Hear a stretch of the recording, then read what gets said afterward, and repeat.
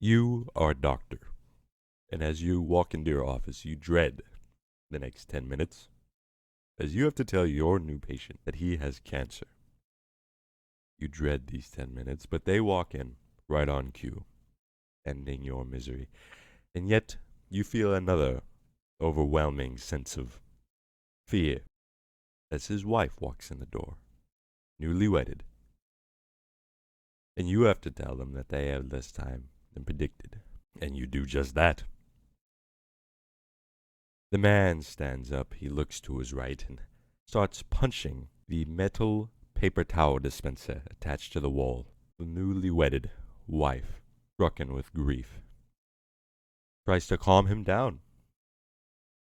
She cannot seem to find the words, like it's on the tip of her tongue. And as she does this, she has to constantly refocus herself on calming her husband down, as the news she has just been given seems to be intruding on her thoughts.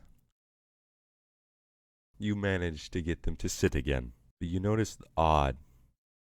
This whole time, he has been referring to you as doctor, not Sharon, like he usually does. He even introduced himself to you at the beginning of the meeting. How could all of these unfortunate circumstances fall in place the way they do? Let's find out. Well, all right here, people. Welcome to Memory Ringers. Welcome back, I should say. Now, today we're going to be getting into the memory ringer of our faults, our memory's faults, right?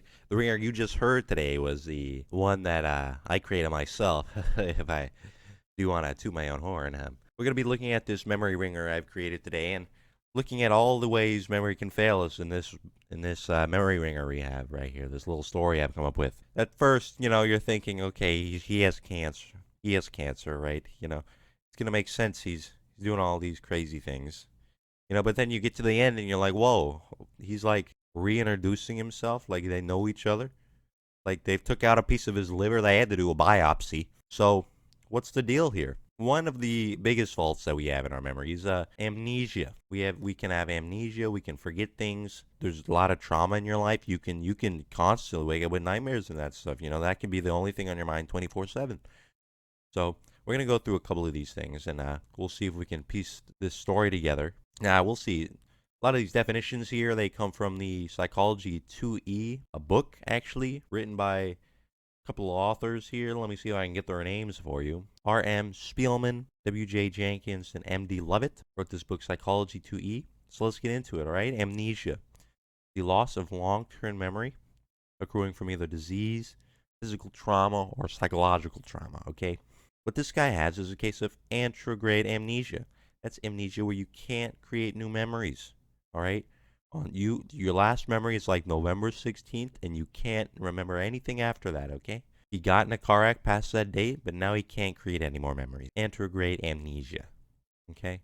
The wife, on the other hand, has got a little something different, all right? She's forgetting things, okay? Something's on the tip of her tongue, right? That is a case of forgetting things. It is one of Daniel Schachter's 7 Sins of Memory in his own book, named the same. Been in the field for a long time. He says that's a case of forgetting things, okay? It's when you have a problem recalling things into your short-term memory from your long-term memory. Then we have a case of intrusion. That's when the wife has to keep focusing herself on the task of, helping her husband. It's a case of intrusion. All she can get out of her head is the cancer that her husband has. He's gonna be losing his life pretty soon. So that's the only thing she can get out of her head.